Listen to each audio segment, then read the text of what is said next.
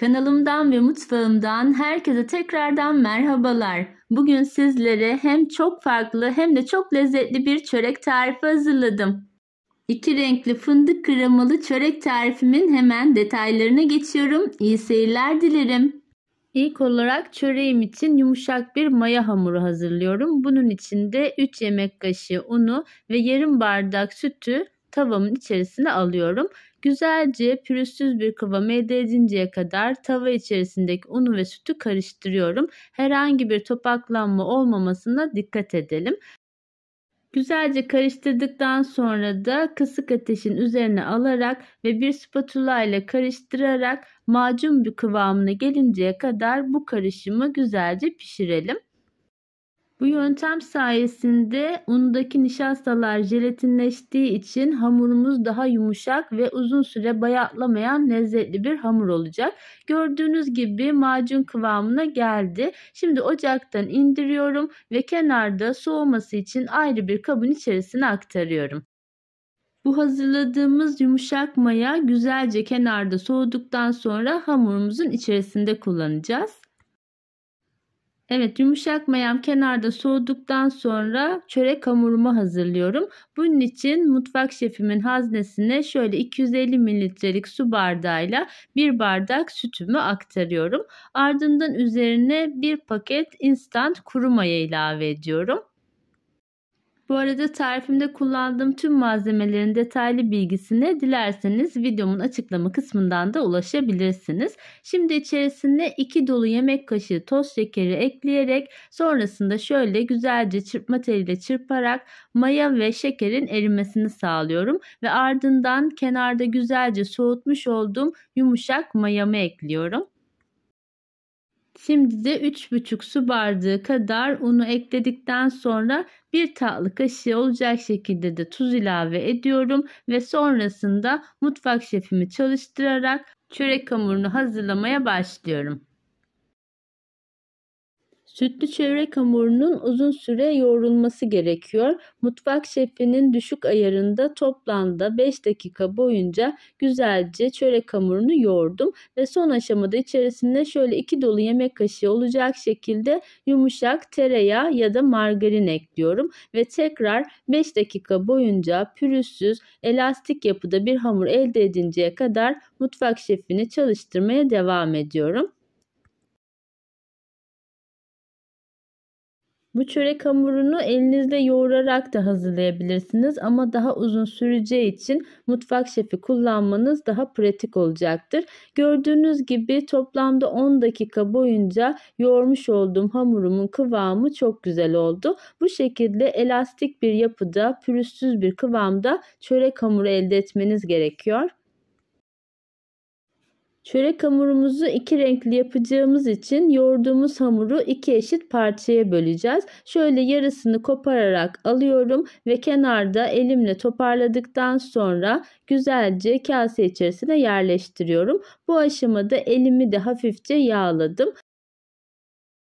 Hamurumu yerleştireceğim kabın da içerisini biraz yağladıktan sonra bu şekilde hamurumu içerisine yerleştireceğim ve üzerine de bir streç film sararak kenarda mayalandıracağım. Mutfak şefi içerisindeki hamurun üzerine de şöyle 1,5 yemek kaşığı olacak şekilde kakao ekliyorum. Kakaoyu da ekledikten sonra tekrar cihazımı çalıştırarak güzelce pürüzsüz bir kıvam elde edinceye kadar hamurumu yoğurma işlemine devam ettim. Tüm kakao hamurun içerisine işledikten sonra bunu da yine haznenin içerisinden alarak güzelce kenarda toparlıyorum ve onun da üzerine bir streç film kapatarak toplamda hamurlarımı 1 saat kadar kenarda mayalandırıyorum. Havalar soğuk olduğu için ben 1 saat kadar mayalandırdım ama ortam sıcaklığına göre mayalanma süresi daha da kısa olabilir.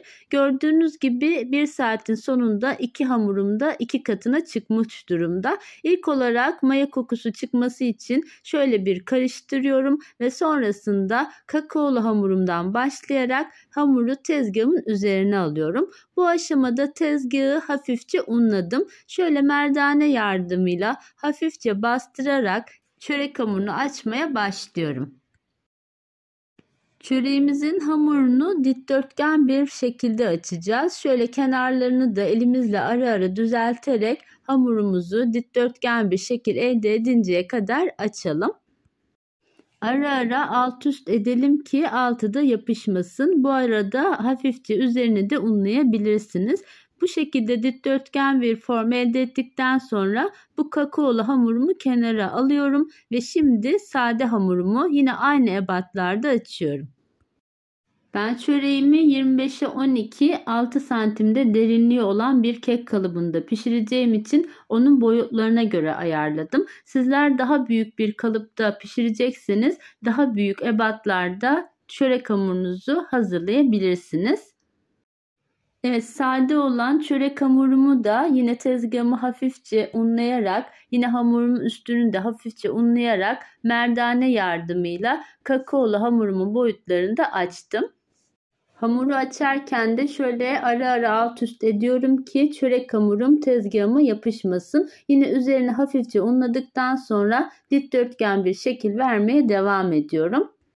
Evet, açmış olduğum sade çörek hamurunun üzerine kakaolu çörek hamurumu yerleştiriyorum. Kenarlarını şöyle çekiştirerek her ikisinin de aynı boyutlarda olmasına dikkat ediyorum.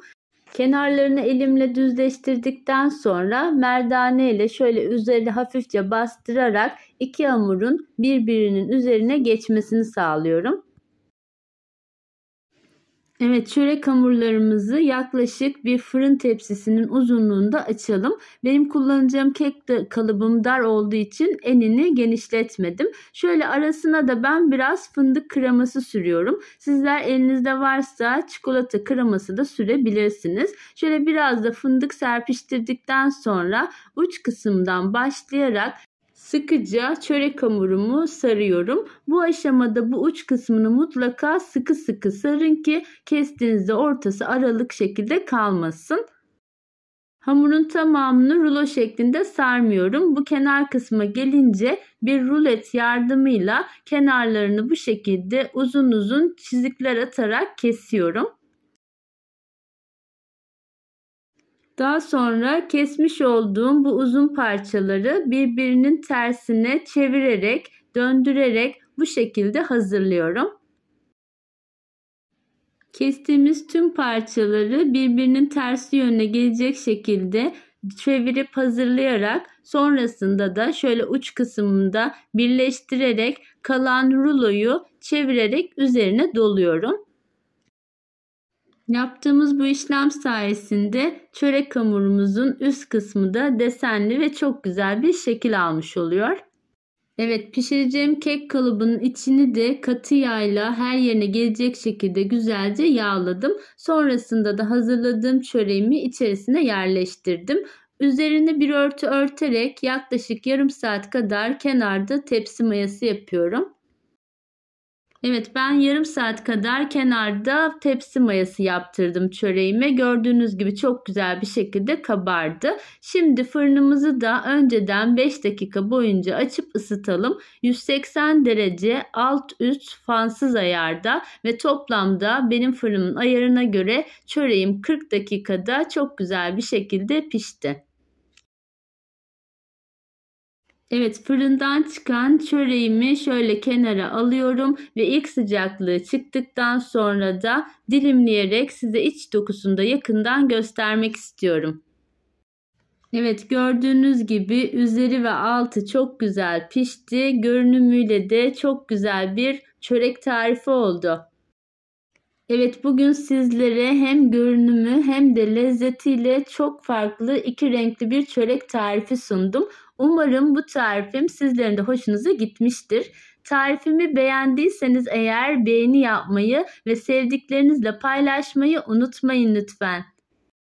Kanalımı da ilk kez bu videom sayesinde izliyorsanız eğer ve kanalıma hala abone değilseniz abone olmayı ve tariflerimden önceden haberdar olmak için de bildirim zilini açmayı unutmayın lütfen.